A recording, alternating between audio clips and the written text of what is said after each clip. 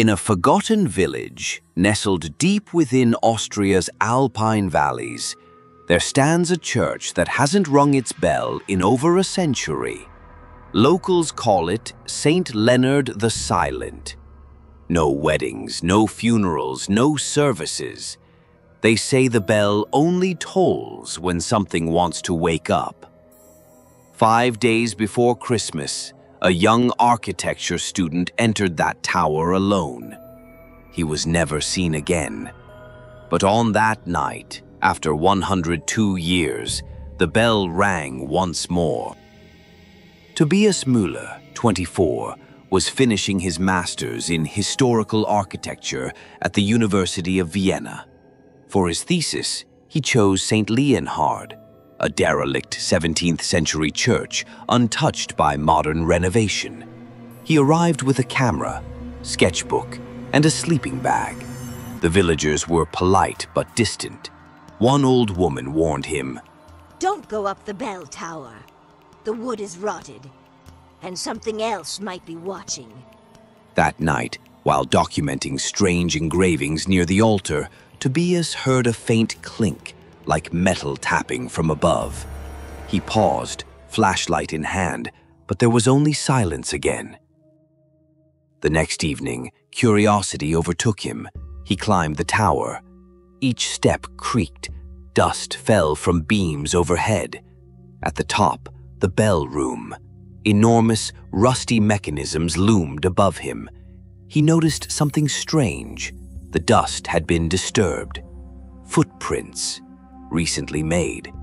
At the center of the floor lay a scorched wooden plank with a faded symbol, a circle with interwoven triangles, an old exorcism seal, partially scratched away. He crouched to examine it. The moment his finger touched the symbol, the bell rang. It echoed unnaturally, not just through air, but through stone. From the crypt beneath the altar, something answered.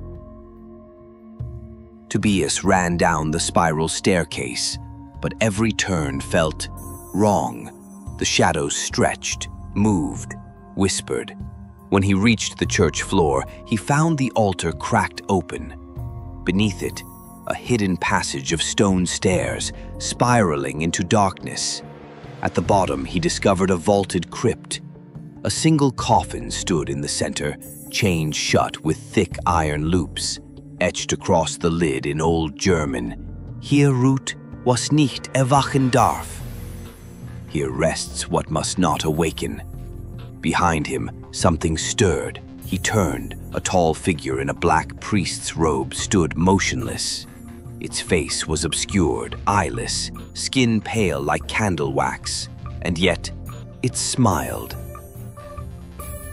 That was the last anyone saw of Tobias Müller. 2 days later, a local priest investigating the church found his camera smashed on the crypt floor. The footage, only 9 seconds remained. A deafening bell, a scream, and a voice whispering in Latin, "Fiat voluntas seus." Let his will be done. The church was sealed shut once again. The villagers built a wall around the entrance and blessed it every Easter. But sometimes, on the coldest nights, the bell rings once. If you ever travel through the alpine backroads of Austria, and you come upon a stone bell tower that stands alone, silent as the grave, don't linger, don't touch the door, and above all, don't look up. Because if you hear the bell ring again, you're already too late.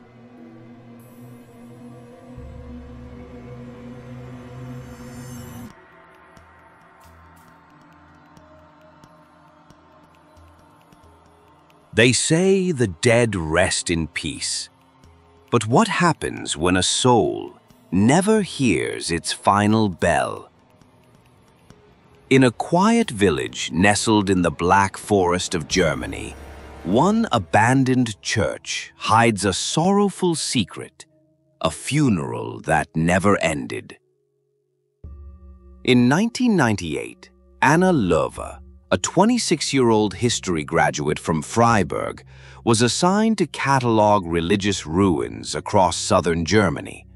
One site stood out: Marienkirche, a long-abandoned Gothic church left to decay since 1944.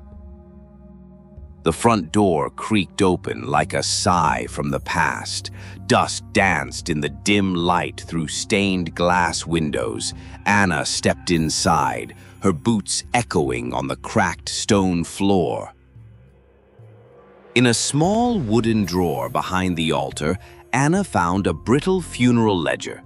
The last entry dated 1944, but the name was smudged. What stood out was a handwritten note beside it.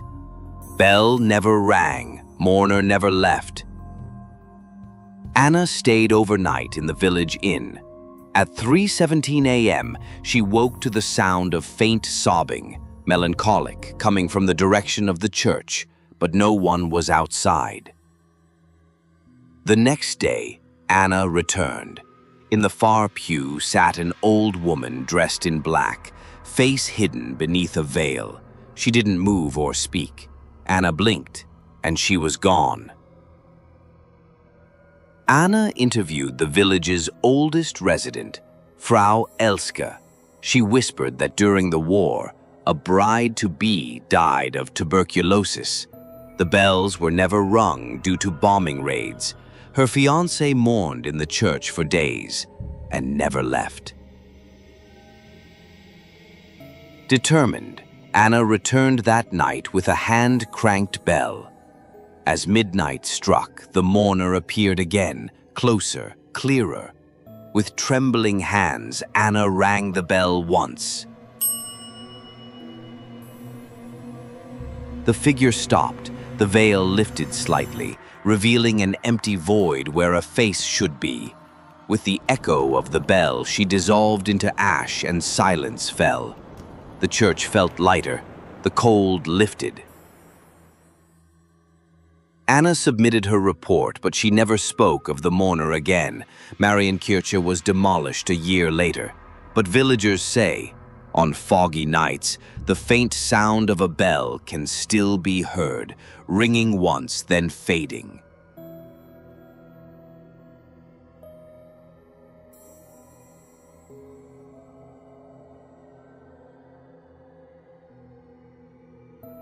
A choir once sang here every Sunday.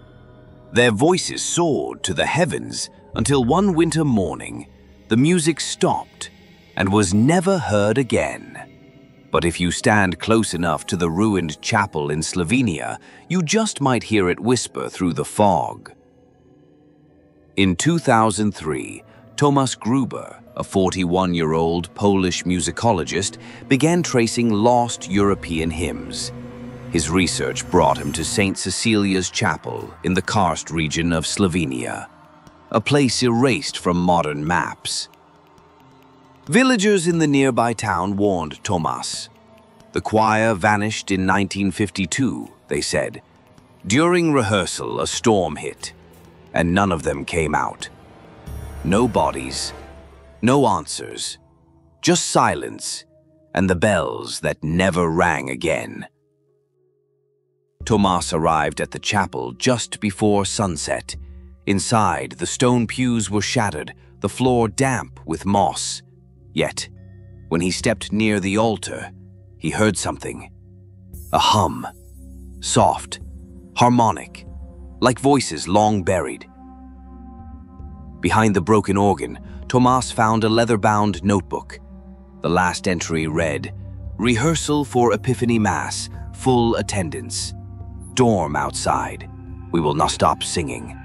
There was no next page. That night, Tomasz left a recorder inside the chapel. When he played it back at the inn, he froze.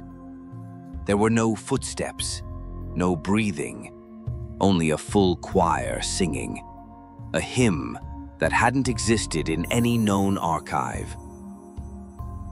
Driven by both terror and curiosity, he returned after midnight. The air inside the chapel vibrated with a chilling harmony. he saw faint shapes, cloaked figures in choir robes, standing where pews used to be. Above him, the old bell tower loomed. The rope, blackened with age, hung low. Tomas reached for it, remembering the local legend. If the choir's bell ever rings again, they will know it's time to stop singing.